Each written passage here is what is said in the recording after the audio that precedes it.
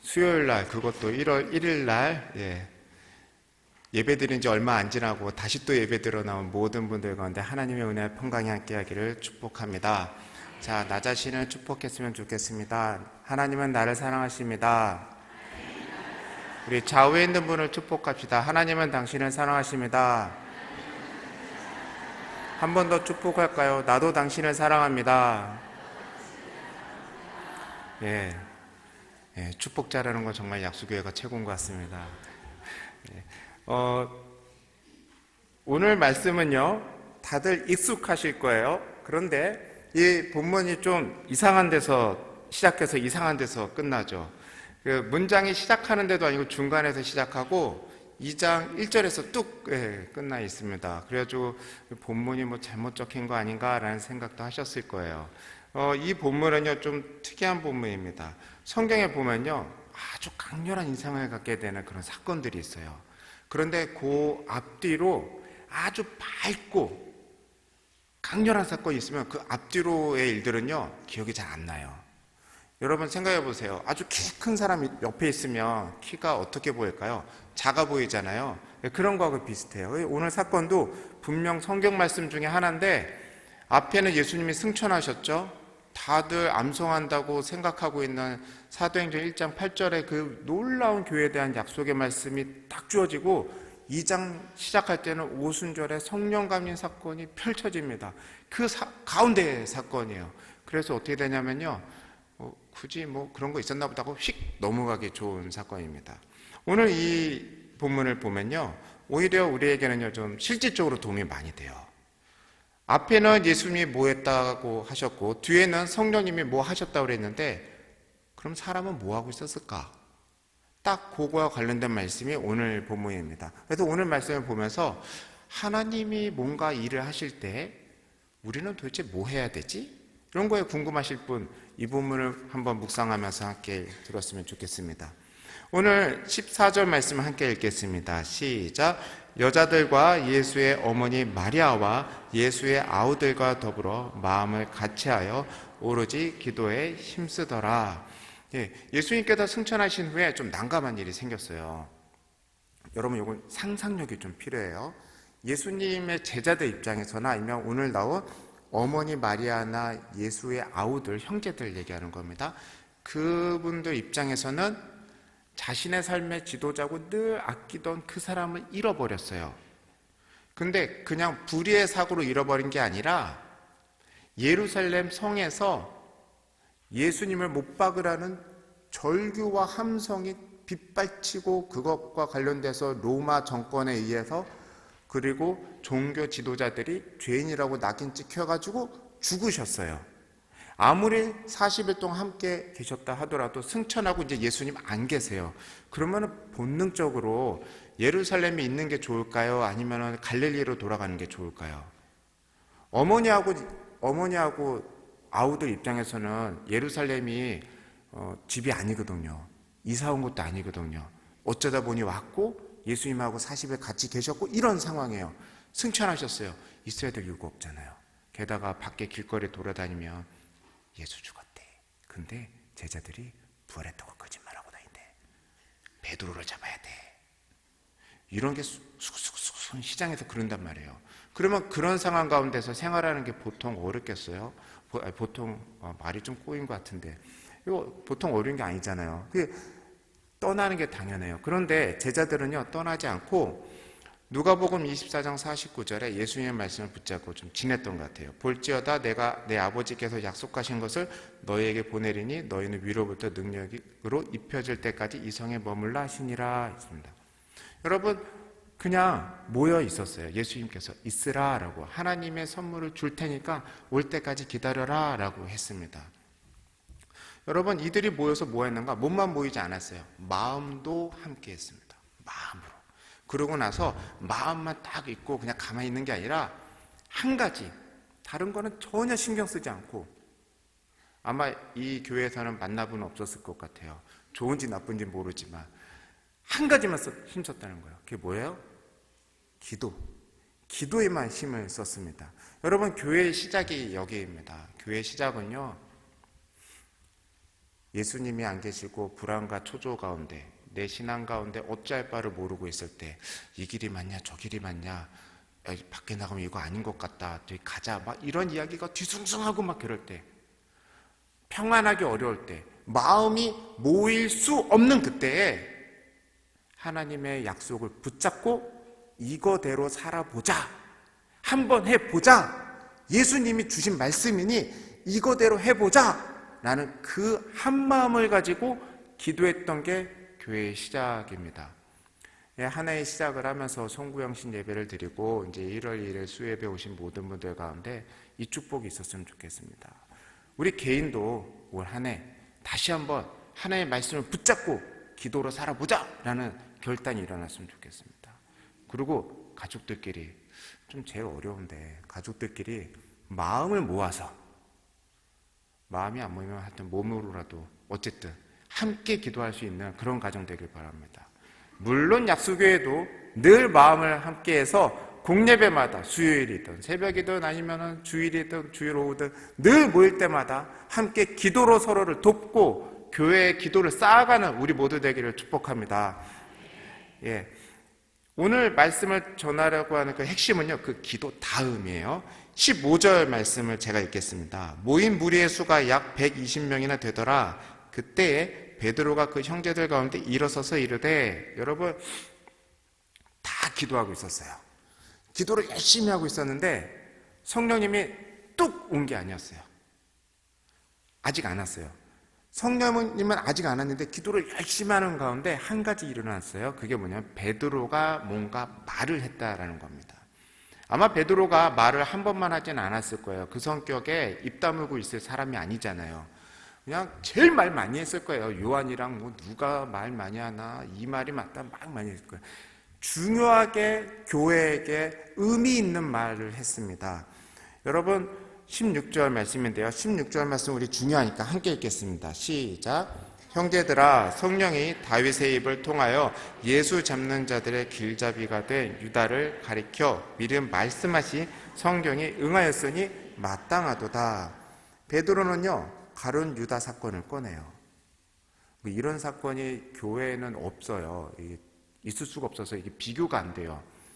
하여튼 제자 중에 한 명이 싸워서 나간 것도 아니에요. 싸워서 나간 것만 해도 그렇잖아요. 그런데 예수님을 은 30에 팔아 넘기고, 그리고 좀 잘 됐으면 걔한테 가서 좀 청탁이라도 할 텐데, 가룟 유다가 그래도 양심에 찔려서 은 30을 다시 돌려주고 그냥 내팽겨치고, 자기는 어쨌든 그 참 안타까운 일인데 자살을 했어요. 그 이야기를 꺼내는 거예요. 가뜩이나 뒤숭숭해 죽겠는데 아무도 얘기하기 싫은 그 얘기를 끄집어냅니다. 여러분, 오늘 이 이야기를요, 그 다음 말씀을 보면 베드로가 하는 말이요, 담담해요. 이건 약간 미묘한 건데요, 베드로 성격에 가룟 유다 이야기를 누가 꺼내면 어떻게 반응했을까요? 마가나 누가 같은 경우는 그냥 사건만 조용히 썼을 거예요. 마태도 그랬을 거예요. 요한도요, 조곤조곤 말 잘했을 거예요. 베드로 같았으면요, 성질냈을 거예요. 감정적이고 욱하고, 예수님이 가자 그러면 뭐 앞사람 뒷사람 보지도 않고 가자 그러고, 대장기질의 문제가 아니라 감정적이고 약간 즉흥적인 베드로가요, 오늘 사람이 좀 변했어요. 담담하게 가룟 유다 이야기를 툭 던집니다.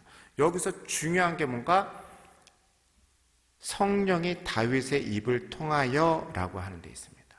오늘 이 사건이 중요한 건요, 무언가 일이 있을 때마다 늘 사람들의 이성적인 판단과 회의 결과가 나오기 이전에 감정적으로 나가서 행동을 유발시키는 베드로가요, 반대의 일을 하고 있어요. 말씀을 가지고 가룟 유다의 사건을 해석해서 공동체에게 무언가 제안을 합니다. 여러분, 기도하는 가운데 우리에게 이런 일들이 좀 있었으면 좋겠습니다. 자신의 기질, 자신의 왕년에 뭐 그런 거 있잖아요.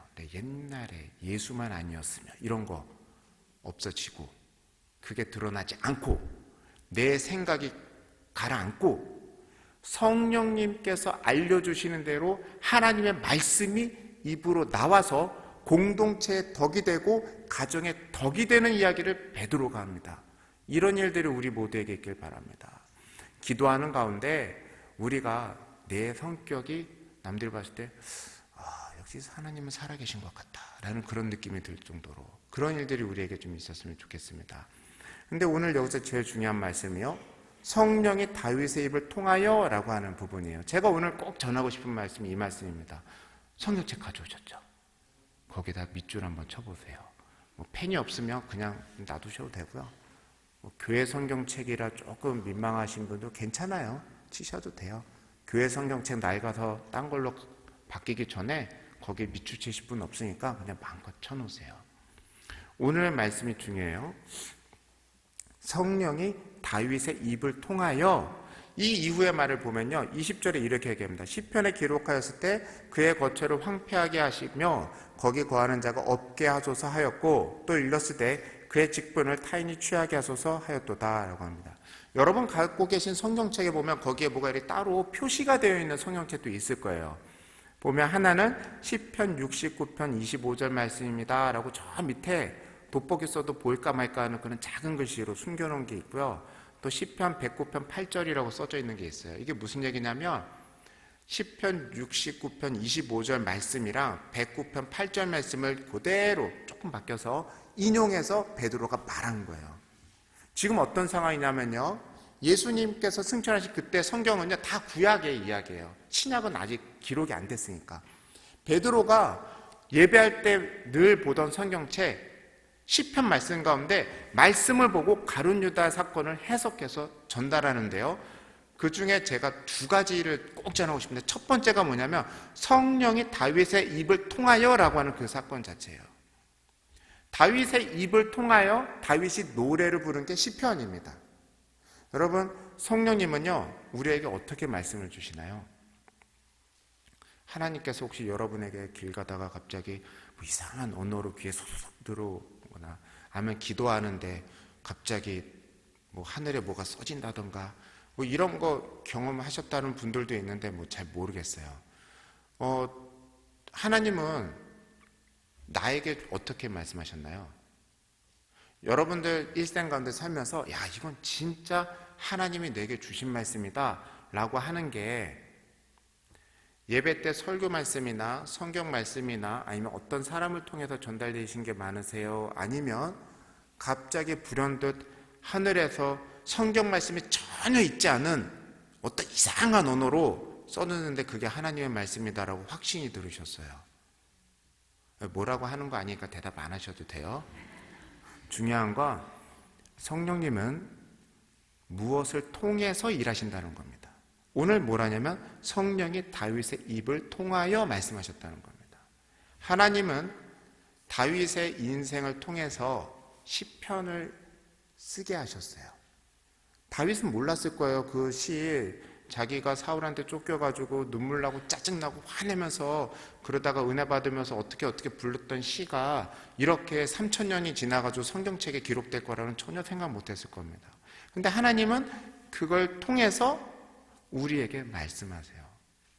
성경 말씀 다른 건 몰라도 시편을 읽다 보면 우리에게 공감되는 말이 많은데, 특히 다윗의 시편들이 우리에게 공감되는 게 많아요.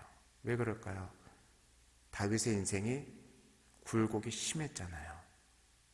웬만큼 심했어도 아들이 다윗 아버지한테 한 것만큼 우리가 경험하기는 보통 어려운 일이 아닙니다. 왕한테 쫓겨나가지고 그런 분 없잖아요. 여기서 이건 정치적으로 민감한데 하여튼 지금 정권에 무슨 탄압을 받고 이러신 분은 없잖아요. 그래가지고 막 죽이려 쫓아내는 이런 경우는 없잖아요. 다윗은 그런 우리가 상상하기도 힘든 일을 겪으면서 노래를 했습니다. 성령님은 그거를 통해서 말씀하셨다라고 하는 겁니다. 여기서 중요한 게요, 하나님은요 혼자 일하지 않으신다는 겁니다. 성령님은요 무언가 도구를 사용하세요. 생각해 보세요. 예수님은 혼자 다니셨어요? 아니면 12제자하고 같이 다니셨어요? 12제자뿐만 아니라 그냥 같이 다니셨어요. 성령님은요 오늘도 이 땅에서 하나님의 일을 행하십니다. 그런데 혼자 일하지 않으세요.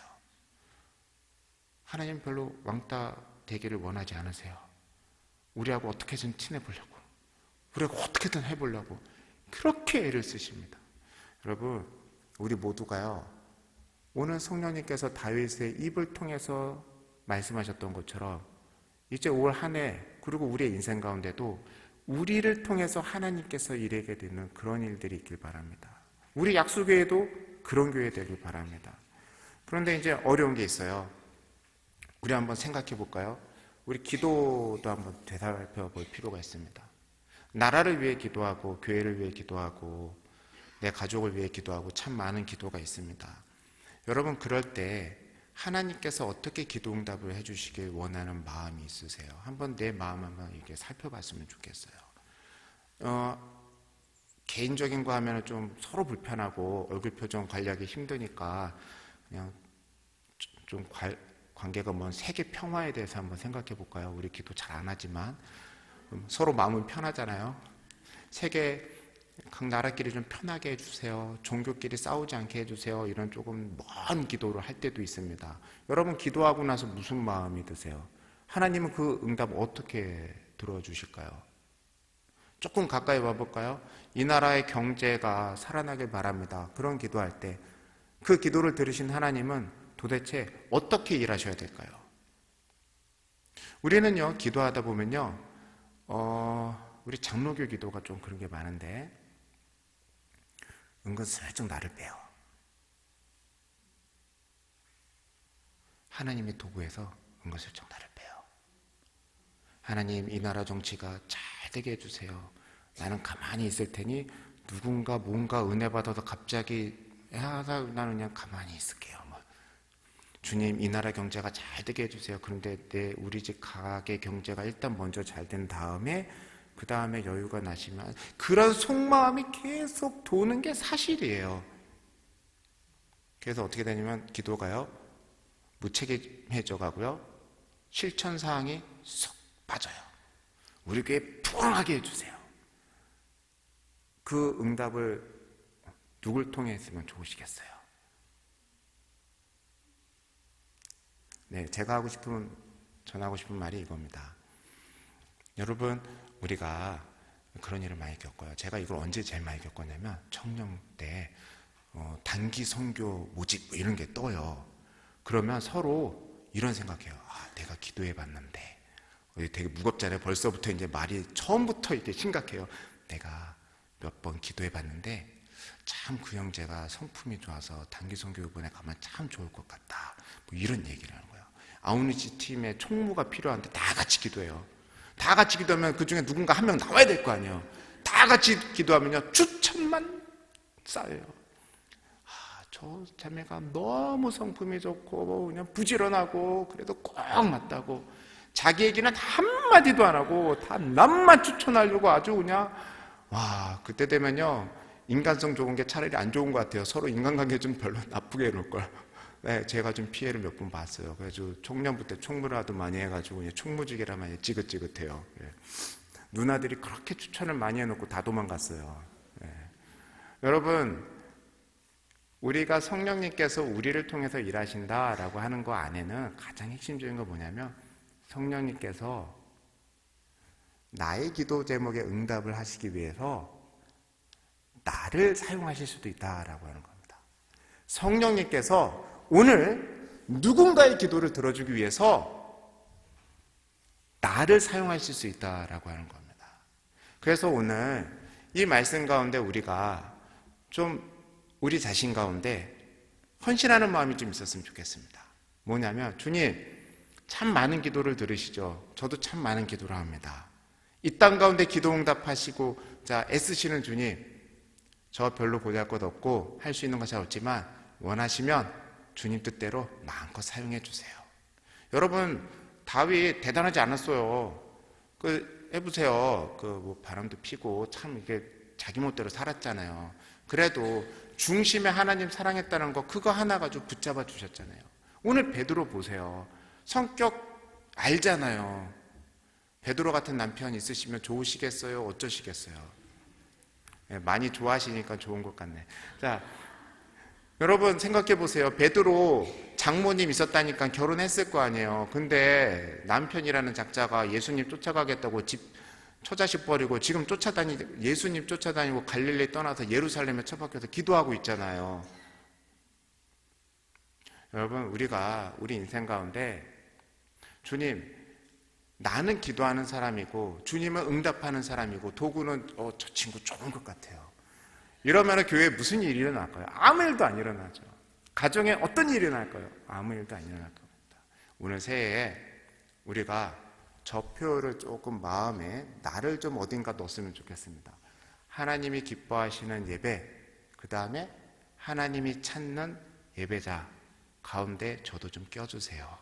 주님, 저 아시죠? 성격 아시고 뭐 아시죠? 그래도 누군가의 기도 제목을 위해서라면 저도 좀 사용해 주셔도 괜찮습니다. 1년 12달은 아니더라도 한 달이든 어쨌든 조그마한 역할 주님께서 맡겨주시면 할 수 있도록 나를 인도해 주세요. 그렇게 주님께서 나를 통해 일하실 수 있다, 그런 마음 가지고 우리 함께 기도하며 한 해 살았으면 좋겠습니다. 두 번째, 오늘 말씀 가지고 두 번째가 하나 있는데요. 기도하는 공동체에 일어난 일이에요. 앞에 건 이제 베드로의 일이고. 여러분, 베드로가요, 가룟 유다 사건 되게 불편한 사건 꺼냈어요. 그 다음에 어떻게 하는가? 이것을 사람의 인간적인 관계로 얘기하잖아요. 인간적인 관계로 얘기하면요, 분노가 치밀어 올라요. 성령님 가운데 은혜를 받고 기도 가운데 있게 되면 가슴 아프고 옛날에 화딱지 나는 일들이 감정으로 먼저 올라오고 다른 분노로 올라오고 말로 표출되고 내 기질과 함께 엉망진창으로 나오지 않고, 그거는 기도응답이라고 보시면 안 돼요.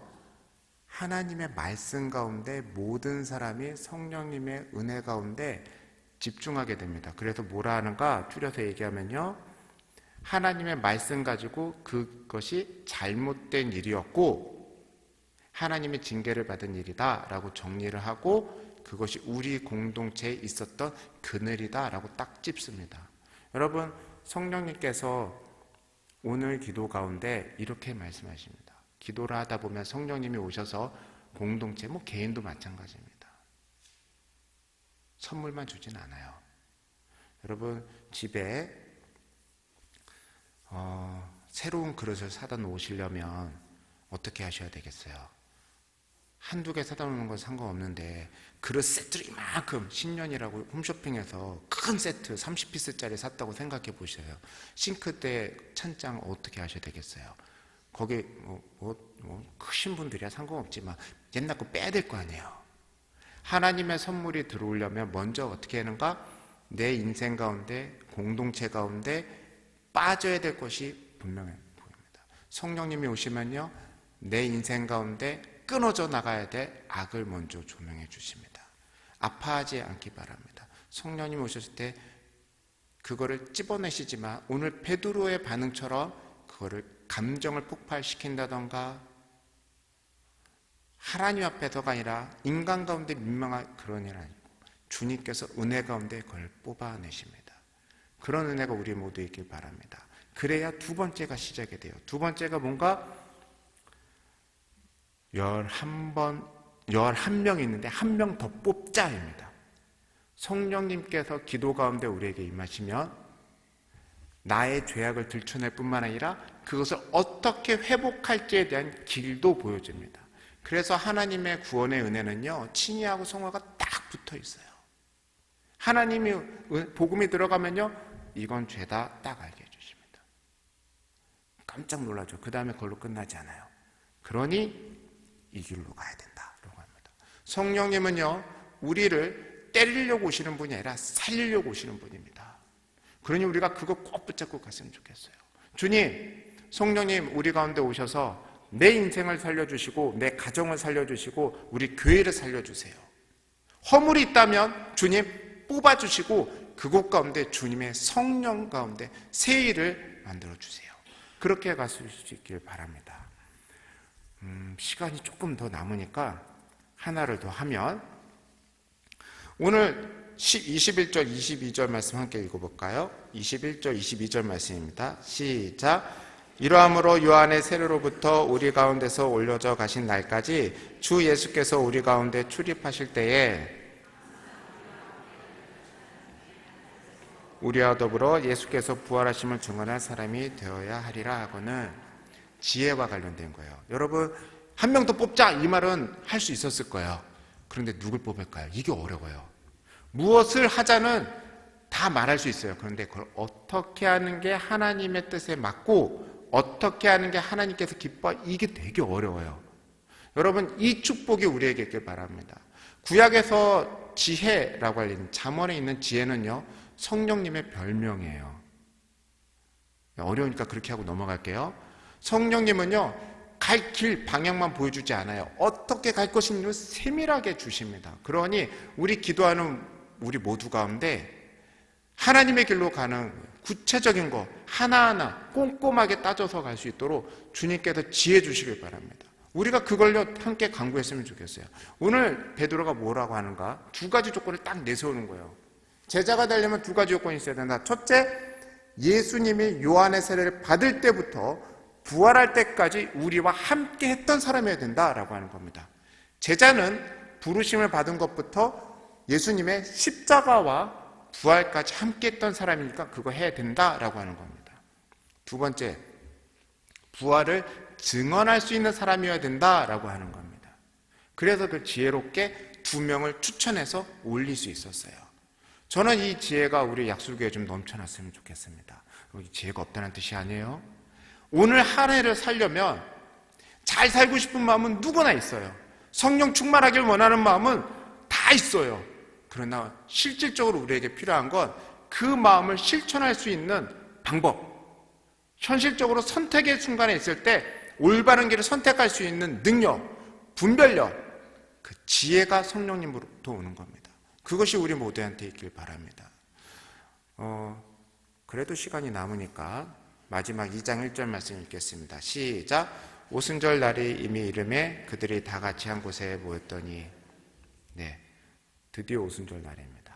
제가 왜 이렇게 얘기하냐면 성령님은 오순절 날에 온다고 약속받은 적 없습니다.